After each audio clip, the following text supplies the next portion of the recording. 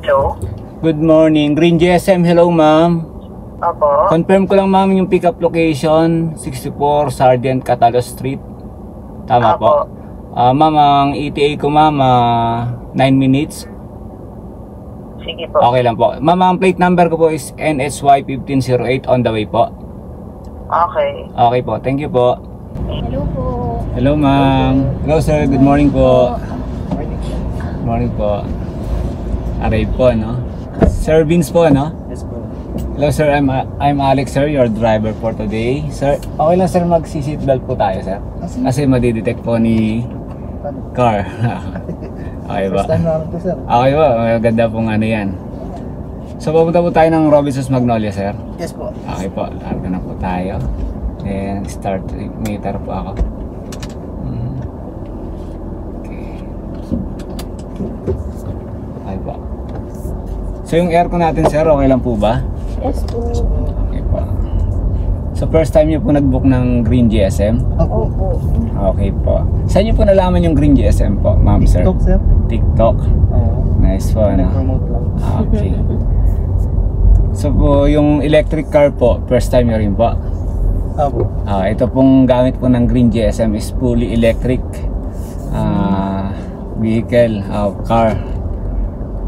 Dito po sir, ma-offer po ng isang fully electric and no noise, no smoke, no smell. Malakasan natin konting aircon, parang init pa ako eh. Sir, may ano dyan, may outlet dyan ng aircon sa ilalim pag gusto nyo po. Paano to, sir? Like, boundary din? Or... Actually sir, employed po kami rito. Then ano po, daily minimum rate, then commission per trip, parang gano'n. So may benefits din. Medyo may sir, may benefits din kayo eh. Complete sir. Sir, lahat ng mandatory benefits ng government meron po. Pati 13-month pay meron po. So familiar po kayo sa VinFast electric car, yung gamit po natin? Hindi ba? So ito sir ay ano, made from Vietnam. So ang may-ari po nito ay isa sa mga billionaire ng Vietnam, belong sa Vin Group.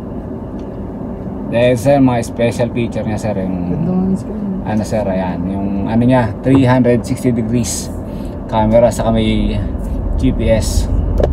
Kung saan kita po natin yung ano, yung taas. Maganda po yan sa mga iskinita.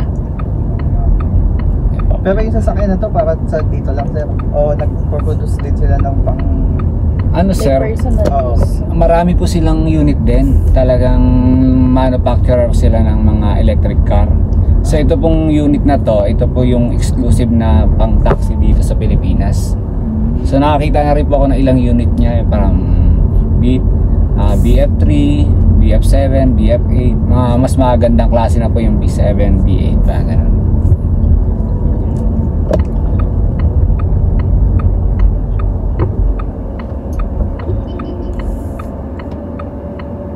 So sir, nag-book kayo for ano, curiosity ba? Opo. So before po kayo sumakay, nag-check po ba kayo ng rate, ng fare niya? Yan yung amount is estimated po. Possible na pwedeng mas mababa konti or mas mataas ng konti. Depende po sa traffic situation. Saan pala nakikita yun, sir? Ayan po sir. Yan po yung pinaka base meter natin. So regulated po yan ng LTFRB. Ayan po. Ay, paano pala ano nito, sir? Charge. Kunyari. Sa ngayon po, ang charging station namin sa depot sa may Caloocan. Sa ano niya, pinaka warehouse niya po ng sa office. Ng biyahe. So ang gagawin mo talaga, tansyahin mo yung biyahe mo. So ito naman pong full charge nito, isang tatakbo siya ng almost more than 300 kilometers. So pag may ano rin siya na monitor mo yung battery life niya, pagdating ng 30%, mag-set ka na ng babalik ka na ng depot, warehouse ng office. Pero sa ngayon lang po yun, kasi for now ongoing na po yung mga charging station around Metro Manila. So marami pong ilalagay. Hindi siya matulad ng mga ibang EV na ano, sir, Kunyari, pwede kang Sa mall. sa mall. Meron po, pwede po siya. Kaya lang yung performance po ng charging kasi nung nasa mall, medyo mabagal. Then kung doon ka po magcha-charge, medyo mahal din po yung ano niya, bayad per kilowatt. Per kilowatt din yung bayad, medyo mahal po. Kung sa amin po, parang nagre-range ng 16 to 11 pesos.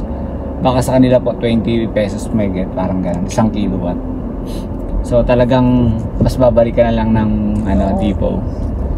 So ngayon lang naman po kami pero after nun, alam ko nag-i-install na sila sa iba't ibang lugar dito sa Manila.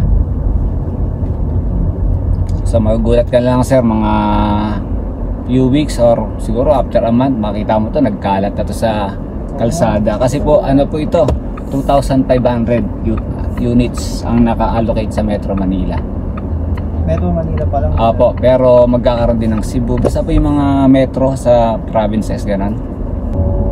Kala ko sir sa Facebook mo napanood eh.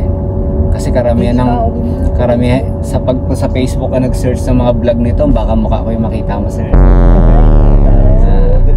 Hindi, nagbablog po ako then. Actually sir, nagbablog po ako ngayon. Pagka okay po isama kayo, okay, mas ganda. Pero kung hindi ko po sinasama yung mga Sige. okay lang. Pero may mga na-vlog na po ako na may pasahero ako. So naman din ako ng Green GSM. Parang collaboration kami, parang gano'n. Nagko-collaborate po kami. Then actually marami po akong napapasok na driver through my vlogs din. Kasi magandang benefits nga rin. Kaysa yung iba na may commission. So ako po kasi matagal na akong siyempre empleyado, pero dumating na ako sa point na ayoko na may commitment sa amo. Pero bumalik pa rin ako dito kasi may nakita po akong opportunity. Pero yun, isa na rin dun yung electric po kasi parang gusto kong itry. Siyempre, future of tayo, transportation.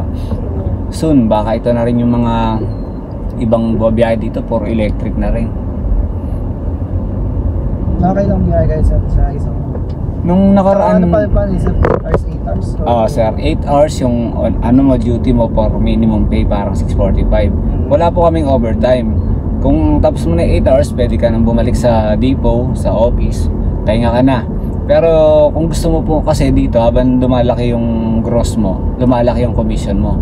So kung gusto mo magdagdag ng kita, depende na sa'yo kung i-allowed ka mag-overtime, pero walang bayad yun. Nasa ayun na yung commission mo. Commission. Lalaki po kasi.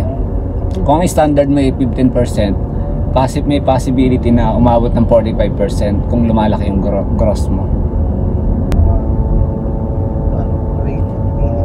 Just in case po ba, pwede ko kayo isama sa vlog ko? Okay. Sir. Okay, sige sir. Alright, meron po tayong pasahero ngayon. Siyempre, couple. Ano po ba? Couple? Opo.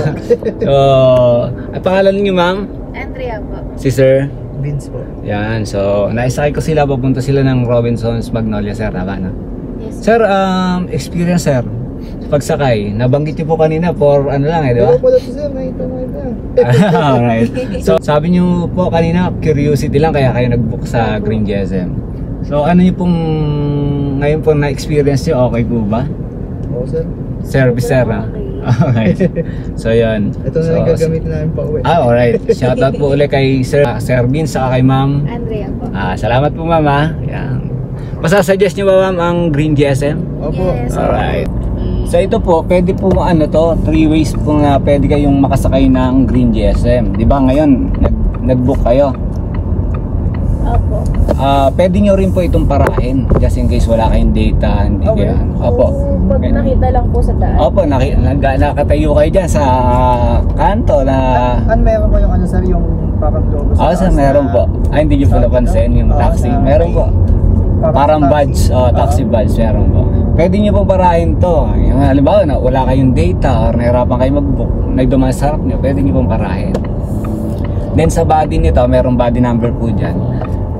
Pwede nyo rin pong tawagan through call center po. Halimbawa, may kayo, pang-call kayo pero hindi talaga kayo makabook sa data nyo. Pwede nyo pong tawagan yan para magpa-reserve kayo ng booking. Then yung pangatlo nga po, yung ginawa nyo yung sa app. Then, sa ngayon po, makwento ako sir, di ba?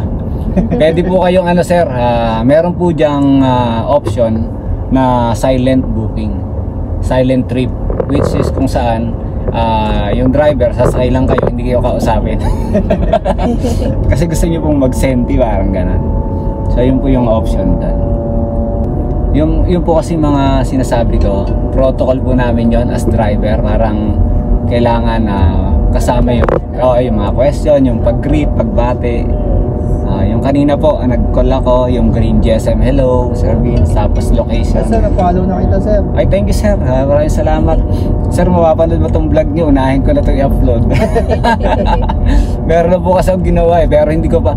May mga nagawa na akong content, hindi ko pa kasi time rin po Ilaw yung background. Apo. Ikaw nga to, sir. Yan po ako. Follow, sir. Hindi naman, sakto lang sir.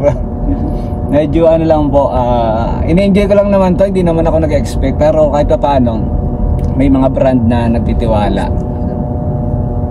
UST ba to, sir? Ano ko? Sir. UST din. congrats po. UST Ay, din thank siya you po. graduate, sir. Kahapon lang po yan? Opo. Kahapon. Very good. Ano pong course nyo? Commerce po. Pero graduate na po kayo? Opo, graduate. Kasi mga pa kayong bata. Thank you po. Kahapon lang po, hindi ko nga rin po alam na cum laude siya. Akala ko ano lang. Sabi ko, ma'am, ba't yung ibang kaharap natin walang mga parent? Opo. Sabi niya, pa, ano yan sa cum laude lang. Sabi niya sa akin, sana nga pa, dapat lahat na kami kasama yung parent. Sabi ko, hindi ko rin yung alam na, kita masasagot dyan. Sabi ko ganyan. So, pero yun, surprise niya po sa akin yun. Hindi ko po alam. Nag-leave nga po, ma-absent nga po kahapon sa trabaho Kasi hindi niya sinabi sa akin na akit ako ng stage, kami ni mama niya. Ni sinikret lang niya. Ang kaano niya, yung si tita niya yung nagpapaaral sa kanya. Dalawa lang po yung anak ko, yan, saka yung panganay. So bunso po siya, pares babae. Si ate, kahit paano, nakaisip na magtrabaho few months ago. Sabi niya kasi, nak, anong gagawin mo pagka graduate mo, yung panganay ko? Sabi niya, magpapahinga pa. Yun, nagpahinga nga. Ngayon yung bunso ko, nak, anong gagawin mo? Tatambay pa. Patay tayo dyan. Hindi ma'am, joke lang ma'am. Yan pong bunso ko napaka ano niya, mabilitan. Sir, salamat sa pag-follow sir So malapit na tayo sir, no? Later, sir. Pa? Follow ko din po. Ay, salamat po. Malapit na po tayo. So ano pong mode of payment natin sir? Cash. Cash, sige po. Sige po, dito po. Bago po kayo sir, ma'am, bumaba, pa-check po ng inyong belongings. Baka po meron kayong maiwanan. So ang ating pong fare is 136. Wait lang ba? So parang alright, 136 pa. Ay, thank you very much sa sobra. Ma'am, salamat po ulit saka sa pag-feature ko sa inyo sa vlog sir, may last pa ako sasabihin sir. Green GSM, thank you very much and hope to see you again. Sige po. Thank you po. Salamat po. Thank you very much. Okay. Okay, thank you. Nakapagbaba tayo ng ating mga pasahero dito. Shoutout. Maraming salamat po. And update sa aking next vlog. Thank you.